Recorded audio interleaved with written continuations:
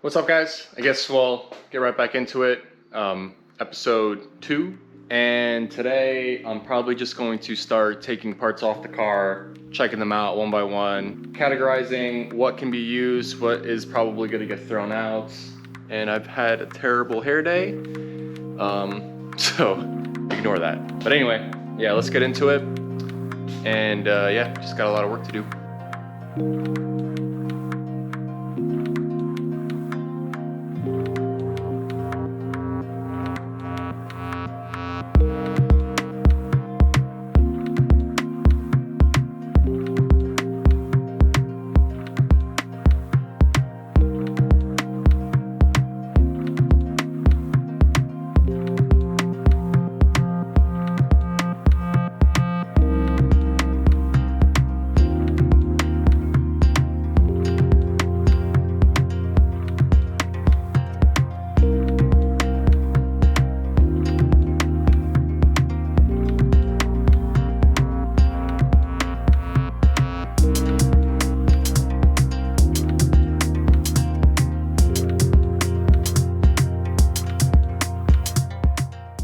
So, got all the parts off on the right front of the car, which is obviously the side of the car that took most of the impact.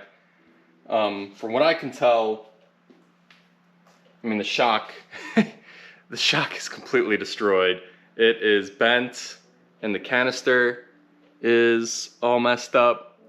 But the upper control arm, honestly, I think it might have survived, which is pretty good because I put a lot of time and energy into these, and it looks like the whole brake system is okay as well. So obviously going to take these parts apart a little bit more and take a look at them.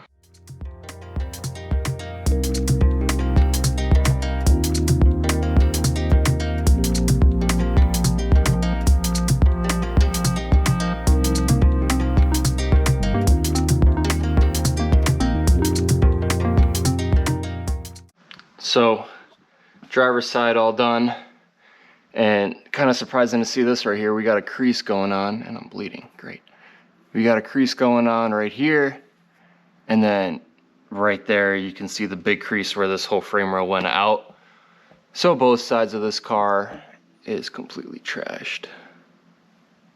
But driver's side stuff looks to be okay. Suspension looks fine. I'm gonna send this stuff in to Fortunato. They're gonna check it out, hopefully rebuild the other side. The control arm looks okay. So hopefully we can salvage some parts here on the driver's side. Passenger side, on the other hand, not looking too good. Here is the passenger Fortunato. Oh man, that is completely bent. Jeez. Huge shame. And you can see the canister got twisted and it broke at the base of the shock. So that guy's trash. We're gonna still send it into Fortunato. They might check it out, see what's up with it. The upper control arm here, I was looking at it earlier. Honestly, looks pretty damn good. Might be able to reuse this guy. The good thing about these spherical bearings is they kind of accounted for the twist in the shock towers. So put a lot of work into these. I modified them a little bit, strengthened them up, welded both sides, and it seems like they held, which I'm really proud of. And then here we have the knuckle. So yeah, not sure what I'm gonna do with this guy. This guy took most of the hit, so obviously it's gonna be pretty suspect. But the good news is the brand new brake kit looks like it survived. So didn't really talk about this much, but man, the brake upgrade at Road America was absolutely awesome. So we went with a much bigger stop-to caliper, bigger pads, thicker rotors, massive upgrade. So I'm super glad that these survived. So we're gonna reuse these on the new build. Now we're gonna probably take off the subframe, and I know the subframe is completely twisted, but I'm hoping that the lower control arms and maybe the spherical compliance bearings in the back might be salvageable. Let's find out.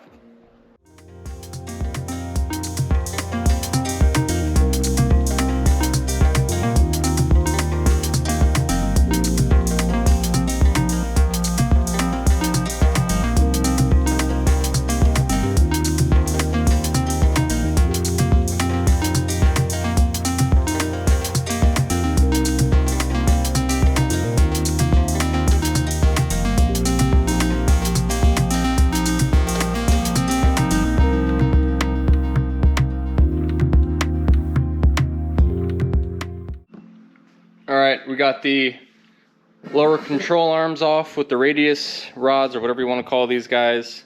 So this is the suspect one, the right. So this is why I drew this template on my table, just so in situations like this I can kind of quickly check and see if anything is bent. But it looks like the lower control arm is okay. But where things start to get a little wonky is this radius rod. So you can kind of see, especially right here, it is bent up. So leads me to believe that I hope just this guy is bent, because that's a pretty cheap part to replace. If my LCA is bent, then this costs a couple $100 because of all the spherical from Kingpin. Another way you can kind of check these lower control arms is by using straight edge. Generally speaking, if you kind of follow that casting line, they should be mostly straight with it going right into the middle of that ball joint. So I don't know, man, it looks like it's good. So that might be okay. We're gonna put this in the suspect pile though, with the rest of the passenger side suspension. Now we got the left front. So let me line this up first. Yeah, this looks much better. I don't really have any fear with this guy. This guy should be fine, but you kind of see everything seems to kind of line up by eye. And if we follow the radius rod, that looks to be okay. And it ends up, it's kind of hard to see, but yeah, ends up right where that ends. So you can see how much better this arm fits my ghetto template. So this should be good. So we're gonna save that guy. And hopefully, I do have a few of these guys as spares, so I might swap this out and then see how it fits on the template. So fingers crossed, hopefully the passenger side is okay. So, oh man, it's sun. So yeah, that's gonna be it for today. Kind of quick, easy, not really gonna do much in the garage. But yeah, hopefully you guys saw the first episode, second episode, which, you know, might release. Well, if you are watching this, then you've already seen the second episode. So yeah, still kind of figuring out all this YouTube stuff. Using DaVinci Resolve, it's free. A little complicated, but I got the first video done in, I don't know, 3 hours, which for a 10-minute video, that's brutal when you're, you know, trying to be efficient in the garage and with your time. But hopefully, as my skills progress with the editing, the videos will be coming out quicker, easier, and hopefully better quality for you guys. This video, kind of boring, really didn't cover much, but once this new chassis comes, which will be this weekend, things should start rapidly accelerating. Other than that, that's it for today. See you guys later. What's up, guys? Sitting here in the office editing the second episode of the vlog. Getting a little bit better at it, but that's not really what I want to talk about. A few days ago, David told me from Hybridracing that he was going to ship me something, and he was very eager to know when I was going to get it, but he didn't want to tell me what was in the package. So he was being very secretive about it, which kind of makes me excited. It's right here on the floor. Showed up today, and honestly, I have no idea what it is. So let's take a look. Some kind of model. Can't really do this with one hand. I think I know what it is. Can you see it? Can you see it? Let me put this camera down and take this out of the packaging because I think it's gonna be pretty sick. Guys, I'm cheesing hardcore because this thing is freaking sick. Oh my gosh, that is so freaking cool. Oh my god, it even says my name on the windshield. What? Oh my gosh, that is so freaking cool. I think David might have made this, because he's pretty big into models. Oh my god, that's so sick. Insane.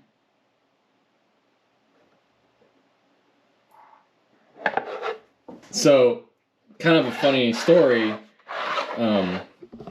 When my EG was all red for NCM earlier this season, I was kind of going for this look. It's one of my favorite liveries. I think it's like one of the test cars when they first came out with these, which is kind of ironic because I got this in Japan a few years ago, which is essentially the same model kit. It's just the smaller size. But, oh, dude, thank you so much, David. You guys are freaking awesome this season. Honestly, I couldn't do any of what I did this year without you guys, so I really appreciate it. And oh, this thing is just... So, not only that, I also made this guy a few years ago. So, check out this collection right here.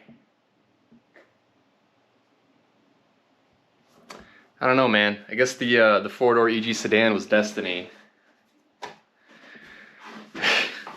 This is so freaking cool, man. Thank you so much, David. Oh man. So anyway, not sure when I'm gonna post this specific video, but in 2 days I'm driving down to Florida with my good friend DJ and my dad, and we're going straight to Florida to pick up the new chassis, and then hopefully we'll be back, preferably before I start work on Monday. So anyway, cool little side tangent on this awesome little model kit sent by David from Hybridracing. So thank you so much, and I'll see you guys later.